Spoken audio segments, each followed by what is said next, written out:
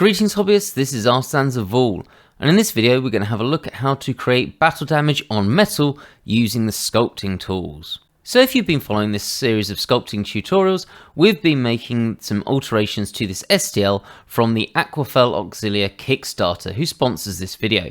And you can see we've been doing that on this shoulder pad. Now if you haven't followed those videos, that's no problem for this one. We're pretty much going to be starting from scratch as we're looking at a totally separate area. But if you want to check them out, those links are in the description. So this was imported as an STL, and we've had a look at how to do that in a previous video, again link in the description, and we're going to be having a look at how to add some battle damage to this. Now throughout this process, because this is an STL, we're going to have some problems to overcome, which I will talk about as we go through them, and we're also going to talk about a couple of brushes that are really useful in sculpt mode to help us do this, and a couple of different ways to go about this. So you can decide what combination of these tools looks best for whatever purpose you have. To the side here we've also got a cube that's been subdivided and then remeshed to make a smooth surface. I'm just using this for demonstration purposes, so if you didn't understand what I just said there, that's no problem. It's just so I can show you some things on this object before we do them on our main model. So let's get started with this, and the first thing we're going to need to do is select this object in object mode, and then we're going to go into the sculpt mode so that we can have a look at this and start making some changes. Now before we go anywhere, we're going to have a big problem with this. And that is because we want to work on this surface here, and it's not exactly the smoothest. This is because of how we've brought this in as an STL, and Blender has made some assumptions that leads to some problems. If I just go out of sculpt mode into edit mode, we can have a look at this, and you can see where all of these vertices are. They're not exactly perfectly lined up into a way that's going to make a smooth object. And that's not the problem of the sculpt, that's just an issue with the fact that I believe this was not made in Blender and then it's been imported into Blender as I brought it in. So we're going to have to fix this, otherwise we're going to have some massive problems when sculpting. Now the normal way of doing this would be to remesh this whole object. And what that's going to do is that's going to add in lots of additional vertices that's going to be able to give us something to sculpt on smoothly. But we don't want to do this to the whole model, it's going to cause huge amounts of problems. And we could use other tools like the die and topo feature, which we've used in a previous video. It's the second video for the sculpting possessed or demonic details, if you want to have a look at that. But that's not going to work very well here because this still isn't a particularly smooth object. And while we could smooth it out, there's other things that we can do that are going to have a better effect. So effectively, what we want to do is remesh this part of the object without remeshing everything else. If we remeshed everything, this would become so big in terms of the amount of faces that it had, it would be unmanageable. So how are we going to effectively remesh just this small object? Well, what we're going to do is we're actually going to use something else, which is called the flood fill or the detail flood fill. And what's good about that is that it allows you to do it to specific sections of the model as long as you know how. So let's get started with this. Now I will say, if you were doing this from scratch, you can use this as a function, but this is more of a problem that we need to fix because this is an STL that's been brought in from somewhere else. So what we're going to do, using the brushes that are on the side, we're going to scroll down and we're going to go to the mask tool. Now, if you're familiar with sculpting, you're going to see that this is going to have some issues straight away, but the mask tool, what it does is essentially it masks off areas that we don't want to be affected by anything that we do. Now if I come over to the right hand side and to the tool menu, what we've got here is the strength, and I want to put that strength all the way up to 1. I could also do it at the top, and then I can drag this over my object and mask it off. And as you can see, this is having some issues. It doesn't like this, it should just be blocking everything off nice and easy. And that shows us how much of an issue we would have had just sculpting on this. So I'm just going to go through and do this. I'm just going to speed this up to make it a little bit faster.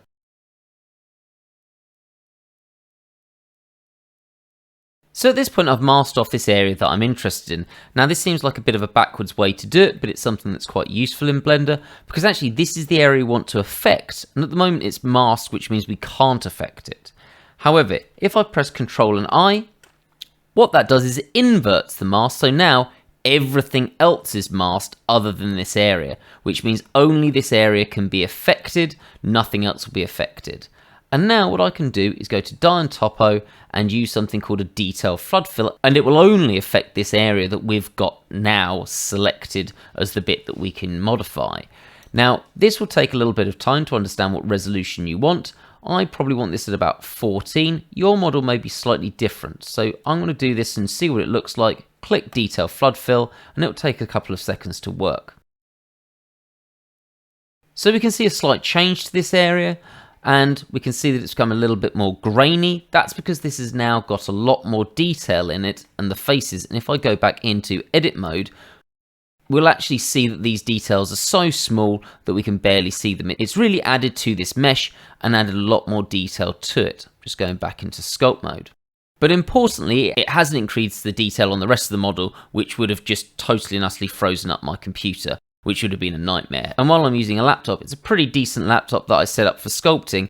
There's not a lot of computers that probably would be able to deal with this whole thing being remeshed or having a detailed flood fill. So what I'm going to do now is I'm just going to start by smoothing this out. So I'm going to select the smooth brush. I'm going to press F, which allows me to control the size of my brush by moving left or right with my mouse. Select a decent size. I'm just going to go over this area. Notice I've still got the mask on, so I'm not going to affect any of the other areas around it. And I'm just smoothing this out for that sort of problem area. Now, I will say the other areas on this model, obviously, again, won't look this smooth, but they don't need to be. This is a 28mm model, and actually none of that lack of detail is noticeable. It's not going to be a problem when printing, but here if we're going to do some extra sculpting, it is going to be a problem. And also, there are a few things I want to show you that might be relevant to you, and you won't be doing a 28mm model, you'll be doing something larger, so I want to be able to talk through that clearly. So I've smoothed off everything here, and that's going to mean everything's ready to go, and I'm just going to press Alt and M to get rid of that mask on everything.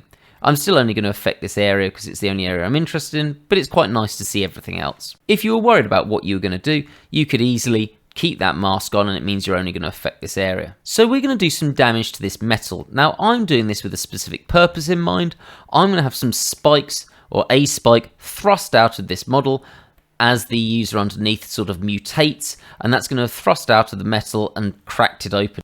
But for most people, this would be actually some sort of battle damage, and you'd be doing it as if the damage was coming from the outside in. I'll talk about that and some differences that I might make, but the most important thing is we're going to have to select some brushes that we're going to use, and I want to demonstrate those and what they look like on our object over here. So I'm going to quickly go into object mode, select this, and then back into sculpt mode. So to begin with, I'm going to talk about two brushes, the draw brush and the draw sharp brush. And it's going to be important to understand the differences because then you're going to be able to select the one that's relevant for what you want to do. So I'm just going to demonstrate on this sphere or this subdivided cube what these look like. So draw first, I've got the strength up to 100, and normally this creates a raised area. I want this to dig into it. I could either press the minus there, or I'm going to hold control down as I draw on this object. I'm also going to make my brush a little bit smaller because this is a little bit excessive. So I'm going to hold down control, draw on this, and we've got this indent. Much bigger than we'd need for battle damage, but it's just so that we can have a look at it. I'm then going to do the same with the draw sharp brush. I'm just going to do that here. This time it automatically digs in, so I don't need to press control. So I'm just going to set my strength up to 1, so it's nice and quick, and I'm just going to draw into here so we can see what this looks like. So let's have a look at these side on, and you should be able to notice that these have a very different profile. The draw brush primarily looks like a more rounded shape, as if I got some clay and I'd stuck maybe like the tip of a biro into it. It creates a nice rounded U-shaped valley. You'll notice I keep probably talking about things as if I was talking or working with some sort of modelling clay or green stuff. That's because I did that before I did any digital sculpting, so it's the way my brain works. So we've got this U shape where we get quite steep sides, but the beginning to it is quite rounded and the bottom is very rounded and U-shaped. Now if we come across and have a look at the draw sharp brush, this looks very different to it. While it has a slightly rounded bottom to it, it's more V-shaped and it has less steep sides in the extreme. For example here, that's a little bit more of an extreme downward movement. This bit's a bit more equal all the way down. Now this is going to be very important in some decisions that we make about what tools we're going to use when we're trying to sculpt this battle damage. And for me, I have certain things that I use for different purposes based on this and what other tools we can use. So let's have a look at this and what we can do. So I'm going to go back into object mode, select my other object, and let's get going with this. Now before we go any further, This model has come from the Akwafell Auxilia Kickstater, as mentioned before. You can see some of the models on the screen now, and this is the sponsor of this video, and he was very generous enough to put this model up for free on the Kickstarter, so you can easily search for this, go to Kickstarter and the Akwafell Auxilia. You can see the spelling of that on the screen now, and you can pledge for this and some of the awesome models that it comes with. So there's a really nice selection here, and this was using the Flotilla Commander model that comes free, and you can get this free if you scroll to the bottom through all these lovely awesome models. You can see there's a link to the freebie models, and you've got the Akwafell Commander or the Flotilla Commander here, and the Deepwater Mutant, which is the Ogren size model that you can see here. So again, another one that would look really cool with some additional damage and maybe some sort of spikes or mutations, depending on if you want this to look quite chaotic. So back in sculpt mode, and I'm first going to talk about what I would normally do to create little dinks and nicks and wear and tear. So normally if I was going to do something that's going to be just a scratch on the armour, something like that, I would normally use the draw sharp brush. I think it's probably the most useful for it, and I think that V-shaped cross section is really what most sort of scratches would look like. So I'm just going to press F, make my brush a little bit smaller, and I'm just going to demonstrate that, probably a bit smaller than that as well. So I'm just going to go along, draw a scratch on this. That's probably a little bit too small. Let's undo that. F to get a little bit bigger, and let's have a look what this looks like. So somewhere like there. And I can make this deeper at one end by going over it a bit more, and we've got that nice scratch. And I can do this small or relatively deep. I can do these little nicks here, which would look quite good. Obviously, at 28mm, this is probably too small to show up, and we've got to do things a little bit more exaggerated, like that scratch there. So for just everyday wear and tear, little scratches, the draw sharp brush is probably where I want to go for this. Okay, it makes a much better looking shape, and especially if you're doing nicks and damage out of a weapon, this is going to be the way to go. And I can obviously smooth bits off if I want to by holding the shift button down while I go over things, so I can smooth that out to maybe make it a little bit less harsh if I want to just have a smaller nick. And I can go back over this using the brush to add some depth, and then the smooth brush to smooth that out here, making a wider dent at one end. So quite a nice way of doing this, and that's using the draw sharp brush, my preferred brush if I'm just doing nicks and scratches. Now I'm just going to undo those, because that's not what I want in this area. I want something a bit more serious that has penetrated through the armour. I might leave that one on the side there. So what I'm going to do is something different. I'm going to have something penetrating through the armour, making a hole and the armour being ripped around it. As I said, I'm going to have this as a spike that's coming out of this model, which is going to mean that I have to approach this in a slightly different way. I'm going to actually use the draw brush. I'm going to lower the strength down to something a little bit lower, maybe somewhere in the region of about 3, so it's not as powerful. And I'm going to up my brush size using the F button, making that a bit bigger. Now, if I was having this as an impact, I would probably draw this into the armour. So I'd be using the control button to make this go inside, or pressing that minus there so that it creates an indent. But as I want this spike coming out of the armour, what I'm going to want to do is make it look like the armour was deforming before it actually got broken through. So I want to have this sticking out a little bit. So I'm just going to make this raised area here, using the draw brush on that relatively low strength, so that it looks like the armour's been pushed out before the spike could actually penetrate through. And now I want to make the hole. So I'm going to stick with the draw brush here. I'm going to go to a slightly smaller brush, so I can do this in the middle, and I'm going to up the strength all the way to 1, so I can do this in as few strokes as possible. So all I'm going to do, because I want an indent, is hold down the control button, and I'm just going to draw into this object. Something like that, maybe a little bit further into it. That's probably going to be deep enough. Again, as a 28mm model, this isn't going to be something you're going to be able to see inside. And I'm just going to press Shift to just smooth down the bottom of it there. So that looks perfectly good for what we want. I could have made this a bit wider. I might do that a little bit later. I can use the grab brush to fix that.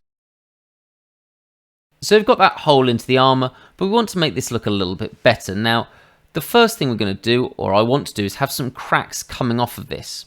And it would probably make sense to use the Draw Sharp brush for this, so that it looks like one of these scratches, but I often find that they don't look deep enough without really sort of gouging into this, and actually I find that this process looks a little bit better. You might prefer the Draw Sharp, in which case go for it, but I just wanted to show this as quite a nice feature. So I'm going to stick with the Draw brush here. So this is going to make this U-shaped indentation that we saw, and we're going to use that to our advantage. So I'm going to hold down Control to make sure it's an indent. I'm going to come off the edge here, go over it several times, and then I'm going to sort of come off and have these cracks coming from this armour. Something like that. I can make that a bit deeper if I want, which is probably going to be useful, and I'll have that a little bit wider at the end. And let's have a look there. Probably going to have to do a little bit more there just to make it make sense with the shape. There we go, that looks good. Now at this point, you're probably thinking this isn't looking fantastic. It's not looking very clean, and if I zoom out, while it looks perfectly acceptable at this scale, if I was doing this on a larger scale model, this wouldn't look great. I will say, on a 28mm model, that will look fine. But we could definitely refine it a little bit more. So let's zoom back in and let's have a look at what we can do with this. Now we're going to use another brush that we call the pinch brush.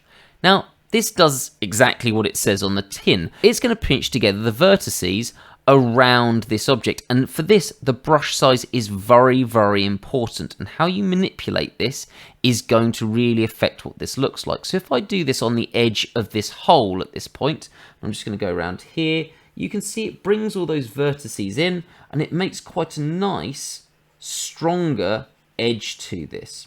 So this is going to look much better as an edge to our object as it's being pinched in. It's going to make a much harder surface, and I go over this several times to try and give that sort of defined edge to it, and I can pull that around as I want to later. For example, I can use the grab brush and maybe up the size of the brush a little bit and move that around, pull that in and make it so it's not as uniform and perfectly round. I can also make it, because this is coming out, I can do things like that to make it have a bit more of an edge to it. Go back to that pinch brush, make the brush a little bit smaller and define that edge so it's nice and sharp and it looks like something that's metal that's been pulled out and distorted. Now, where this is going to come in here is if we actually make the brush size a lot bigger, something about there, and you can notice how I'm using this over or change the size over the object or the bit that I want to manipulate, this is going to pinch together a wider area. Effectively, the brush size is going to control, if you imagine you doing this yourself on some clay, how far apart your fingers are when they start squeezing together. So if I go for a really small brush, it's going to pinch together just the little bit in the circle. If I go for a wider brush, it's going to pinch together everything. And if I do this, because of this U shape, that's going to bring everything nice and tight together and create a more defined crack that's got a deeper edge to it. And because that U-shaped cross-section has a more steep side to it at one point, that's going to help emphasize this. So I'm just going to go along doing that, making sure that my brush is nice and wide and covering both sides. Okay, I do that at each point and bring those together to make this much more defined crack. And then, once I'm happy with that, I can zoom in, press F to make the brush a lot smaller, and just define those edges here to make them a little bit sharper still. And this is going to give me a really much nicer looking crack. I think I'm going to press F to make those a little bit bigger. There we go. So just a little bit of trial and error to make sure we've got this. And I might even want to put on Dye on Topo a bit to try and make this a bit more detailed, but realistically this is more detail than we need for a 28mm model. So while it looks a bit triangulated here, this is going to cause no problem when printing, and from the distance that you're going to look at this model, it's not going to be an issue. If this was something smaller, I would probably do this a little bit more and add a little bit more detail to it if this was going to be a larger scale piece. So I'm just going to define those edges, pinch them together and make these cracks look a little bit better. So there and there. And if I need to, I can always come back in here, use that draw brush, get the brush nice and small, and again push in to make that crack. And again, use that pinch brush as I need to. I can also use the smooth brush if I want to, just pressing shift to make that look a little bit less harsh if I want it to sort of smooth out to the rest of the armour. Let's get that pinch brush back in here and let's define those edges. So if I zoom out now, we've got a nice clear crack coming off of this. You'll notice how different it looks. Remember, this is a 28mm model. That's going to be about as small as we want before this is going to become almost invisible. And even at this point, that's probably a little bit small for this scale. So I'm just going to add in one more, maybe a third. So very quick, very clean, and really easy to do once you know your tools and you make those decisions of what brushes you're going to use and you understand how to manipulate those brushes. For example, the pinch brush and changing the brush size so that you're pinching a wider area to make these deep looking cracks, or using something like the draw sharp brush to do something more like a dink or a nick. Using that grab brush, again to help define those edges, give them a bit more of an interesting shape, and show the distortion or the movement of the metal as it's being pushed out.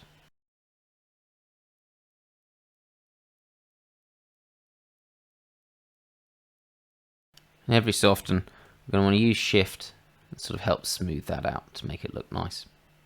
So there we go. There we've got our cracked armour, and again we've got this impact or this pushing out of the spike that's going to go in the middle.